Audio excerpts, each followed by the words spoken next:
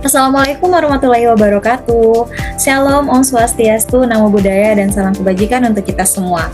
Halo Sobat ASN Muda, selamat datang di podcast Dialog Kebangsaan CPNS Muda, sebuah ruang bincang santai, berbagi, dan menginspirasi.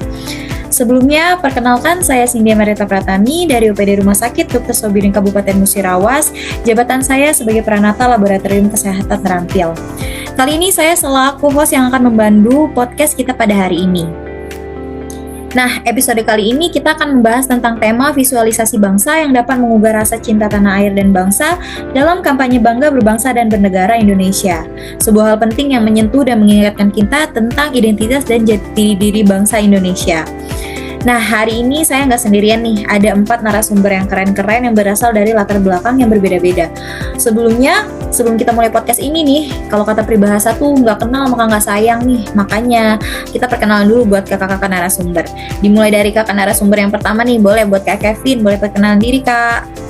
Oke, terima kasih Kak Cindy. Baik semuanya, perkenalkan nama saya Kevin Aditya, asal instansi UPT Daerah Irigasi Kelingi Tugumulyo, Dinas Pekerjaan Umum Cipta Karya Tata Ruang dan Pengairan Kabupaten Musirawas. Untuk jabatan itu Juru Operasi Pemeliharaan Sumber Daya.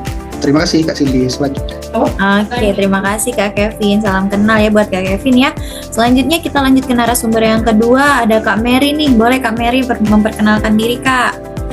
Oke, terima kasih Kak Cindy atas kesempatannya. Perkenalkan, nama saya Mary Riana. Saya berasal dari instansi UPT Puskesmas Muarakati Kabupaten Musirawas. Jabatan saya di sini sebagai Pranata Laboratorium Kesehatan Terampil. Terima kasih. Terima kasih Kak Mary. Lanjut ke narasumber yang ketiga, ada Kak Teguh di sini. Boleh Kak Teguh memperkenalkan diri Kak? Oke, terima kasih Mbak Cindy. Perkenalkan, nama saya Teguh Rahayu, berasal dari instansi Satuan Polisi Pamong Praja dan Pemadam Kebakaran Kabupaten Musirawas.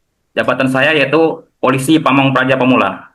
Terima kasih Mbak. Oke, terima kasih Kak Teguh. Selanjutnya ada narasumber yang terakhir, ada Kak Ernila. Boleh Kak Ernila memperkenalkan diri Kak?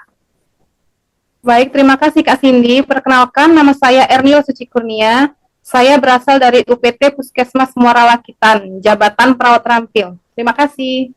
Oke, terima kasih kakak-kakak semuanya. Nah, karena kita udah kenalan, kita bisa nih langsung masuk ke segmen yang pertama, yaitu visualisasi bangsa.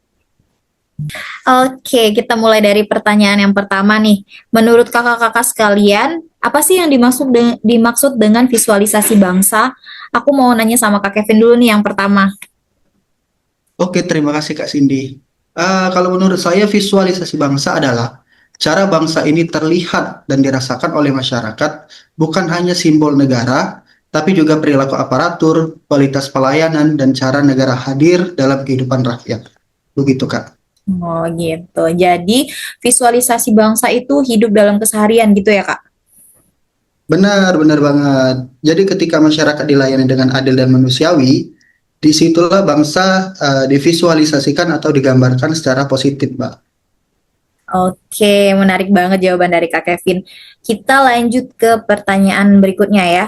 Kira-kira apa sih hubungan antara visualisasi bangsa dan rasa cinta tanah air? Aku mau jawaban dari Kak Mary dong. Aku pengen dengar pendapat dari Kak Mary, boleh Kak?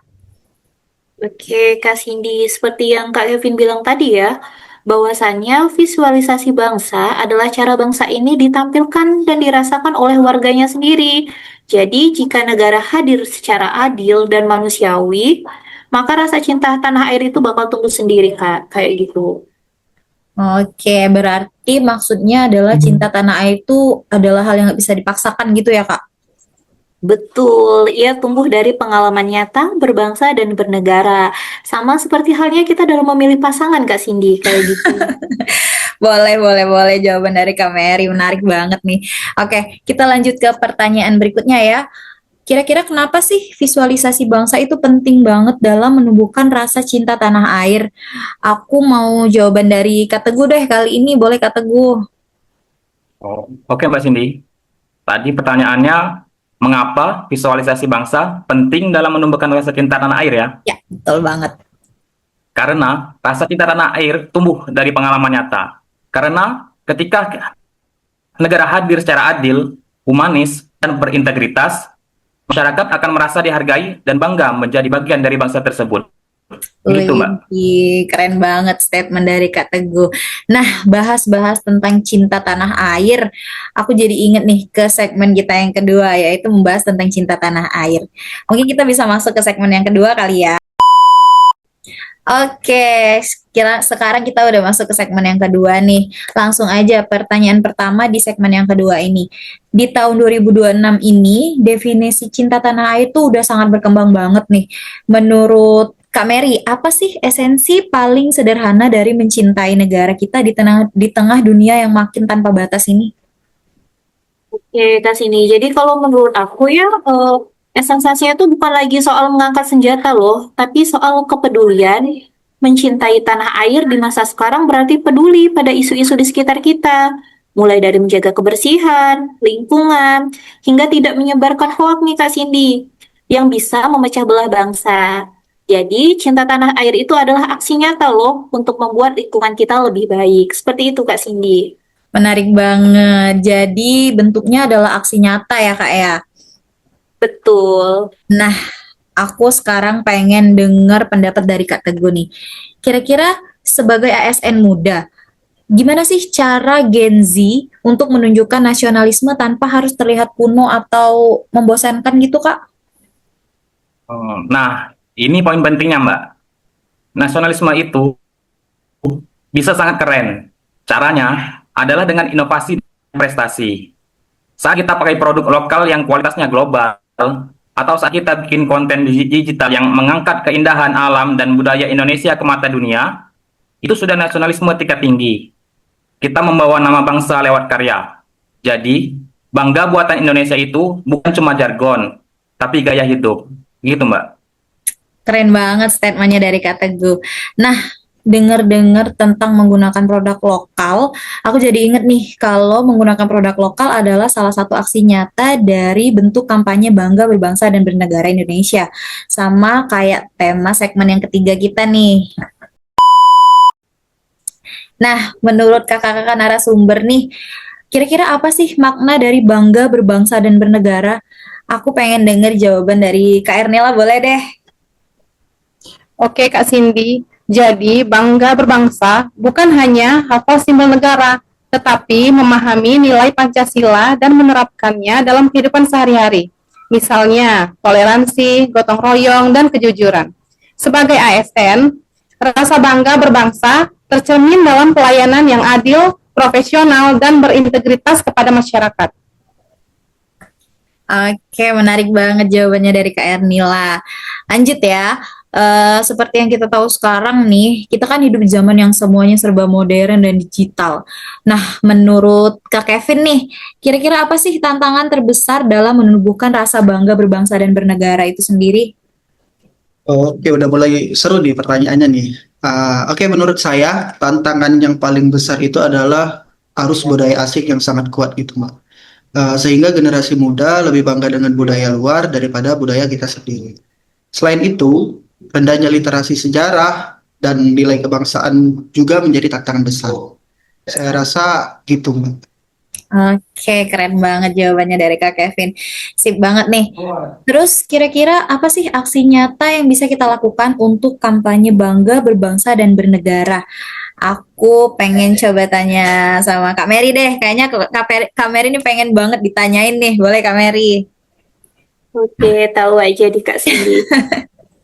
Oke, jadi menurut saya aksi nyata itu Kak mulai dari hal-hal sederhana loh, seperti nih membeli dan mempromosikan produk lokal, memberikan pelayanan terbaik, dan menjaga etika dalam bekerja.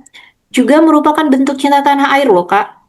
Generasi muda bisa membuat konten positif nih tentang Indonesia di media sosial. Dan tentu saja pendidikan karakter sejak dini harus diperkuat Kak, seperti itu. Oke, thank you statement kerennya dari Kak Mary. Tapi jujur ya, aku sebagai host masih penasaran banget nih sama bangga berbangsa. Karena seringkali kita dengar kata bangga berbangsa itu kayak slogan yang formal-formal aja gitu loh. Kalau menurut teman-teman pribadi, apa sih inti dari rasa bangga bernegara itu di kehidupan sehari-hari? Aku pengen dengar pendapat dari Kak Ernila, boleh deh. Jadi gini Kak, Bagi saya, berbangsa dan bernegara itu bukan soal retorika, tapi soal pemikiran. Yang artinya, saat kita melihat masalah di Indonesia, kita tidak cuma mengeluh, tapi merasa punya tanggung jawab untuk menjadi bagian dari solusi. Bangga itu berarti kita menghargai warisan budaya kita, tapi juga bekerja keras agar Indonesia punya posisi tawar yang kuat di mata dunia melalui prestasi kita masing-masing. Ide, keren banget statementnya dari Kak Ernila. Oke deh, nggak kerasa nih kita udah di ujung podcast. Tapi sebelum kita akhiri podcast ini, aku pengen denger nih satu kalimat singkat dari kakak-kakak narasumber untuk pendengar podcast ini. Aku mulai dari narasumber yang pertama, boleh deh Kak Kevin, boleh Kak Kevin? Oke, satu kalimat ya. Bangga berbangsa dimulai dari mengenal dan mencintai jati diri kita. Keren banget, tepuk tangan buat Kak Kevin dong. Oke, next setelah Kak Kevin, aku pengen denger kalimat dari Kak Teguh. Boleh deh Kak Teguh. Jadilah generasi muda yang kritis, tapi tetap cinta Indonesia. Wih, keren. Kalau Kak Ernila gimana Kak Ernila? Singkat aja nih ya, cintai negeri ini dengan bekerja jujur dan bertanggung jawab. Yudis, keren banget. Terakhir, aku pengen denger dari Kak Mary yang benar-benar gong banget buat penutup podcast ini. Boleh Kak Mary? Jadi kita sebagai generasi muda harus bangga menggunakan dan mempromosikan karya anak bangsa. Bagus banget. Terima kasih Kak Mary.